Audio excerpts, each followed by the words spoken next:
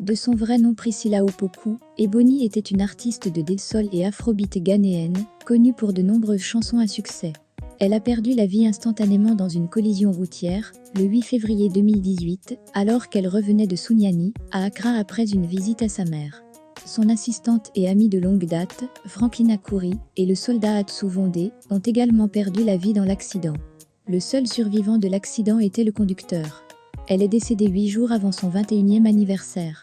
Après la mort d'Ebony, les controverses se sont multipliées et la nation a été divisée en de nombreuses factions passives. Certains pensaient que cela aurait pu être évité si les routes avaient été correctement construites et correctement éclairées.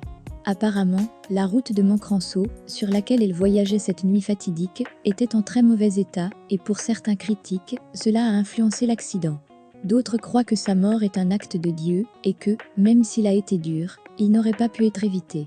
Pourtant, d'autres attribuent sa mort à ce qu'ils considèrent comme son style de vie très controversé, et plusieurs pasteurs sont sortis après sa mort pour dire qu'ils avaient prophétisé qu'elle mourrait si elle ne changeait pas son style de vie.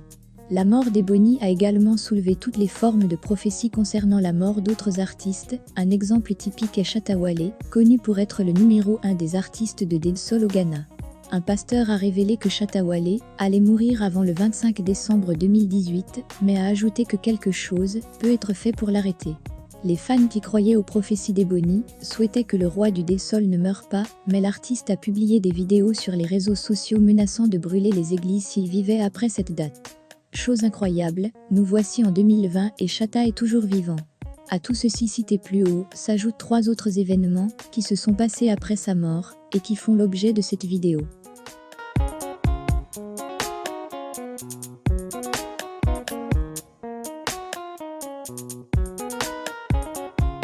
C'est dans une vidéo publiée sur les réseaux sociaux qu'un homme soupçonné d'être le chef de la morgue de l'hôpital gouvernemental de Bechem a déshonoré le corps sans vie d'Ebony. On y voit ce dernier, sans gêne, s'amuser sur les parties intimes de le corps de la chanteuse ghanéenne et son ami, Frankie Kouri, tous deux décédés tragiquement dans un accident de la circulation. Ce qui a permis au service de police ghanéen de se lancer activement à la recherche du suspect.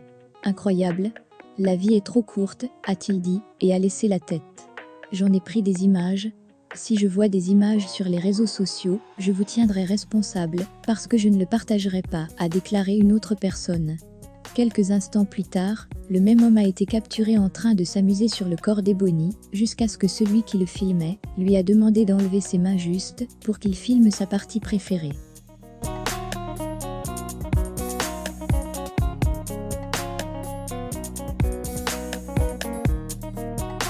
Après la mort tragique de la chanteuse Ebony Reine, une prophétesse ghanéenne avait confié « Je peux la ressusciter ». Une prophétesse ghanéenne a révélé qu'elle peut ressusciter la chanteuse Ebony tragiquement décédée dans un accident de la circulation, le jeudi 8 février 2018, à Niamey-Bekiré, près de Mancranceau, dans le district d'Ahafoan au sud, dans la région d'Ashanti. Selon le site Ghana Web, la prophétesse Akosu Ayeboa a révélé qu'elle était prête à ressusciter l'artiste ghanéenne, Ebony Reine. Pour ce fait, elle avait demandé aux proches de la défunte de ne pas laisser sa dépouille à la morgue, indiquant qu'elle est actuellement à Accra en mission, et qu'à son retour, elle pourra ramener Ebony à la vie. Je supplie ses parents et ses proches de ne pas mettre le corps à la morgue. J'ai prié Dieu, et il m'a ordonné de la ressusciter. Plusieurs yeux étaient sur elle alors qu'elle s'épanouissait dans sa carrière musicale. Dieu a communiqué avec moi et j'ai aussi prié à ce sujet, avait-elle révélé sur une radio ghanéenne. Malheureusement, la famille n'a pas du tout cru à cette prophétesse et ont décidé de mettre le corps à la morgue. Car beaucoup pensaient que c'était tout simplement un coup de buzz de cette dernière.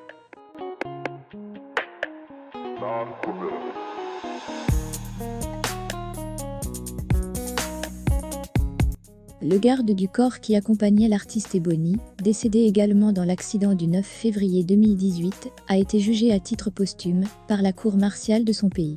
Répondant au nom de Frank Atizou Vondé, le garde-corps de l'artiste a été condamné pour acte de désertion. En effet, selon plusieurs médias ghanéens, il a été décidé, après un jugement à titre posthume, que le corps du militaire retrouvé aux côtés des corps de la chanteuse ghanéenne et de son ami soit emprisonné. Ceci en sanction au fait que le militaire, dont il est question, aurait demandé une permission maladie à sa hiérarchie, sous prétexte qu'il souffrait d'une maladie. C'est au cours de cette permission qu'il a profité pour accompagner l'artiste dans un rôle de garde du corps, certainement pour se faire un peu d'argent. La hiérarchie militaire, l'ayant découvert parmi les victimes de l'accident, a décidé de le juger à titre posthume, en tant que déserteur. Outre l'emprisonnement du corps, d'autres peines viennent se greffer à la peine de prison dont enterrement dans l'anonymat. Pas droit aux honneurs militaires, nombreux coups de canon, comme on voit dans les films, plus le drapeau sur le cercueil. Pas de pension versée à sa famille. Son corps sera débarrassé de sa tenue militaire. Franck Atizou Vondé n'a donc pas eu droit aux honneurs militaires.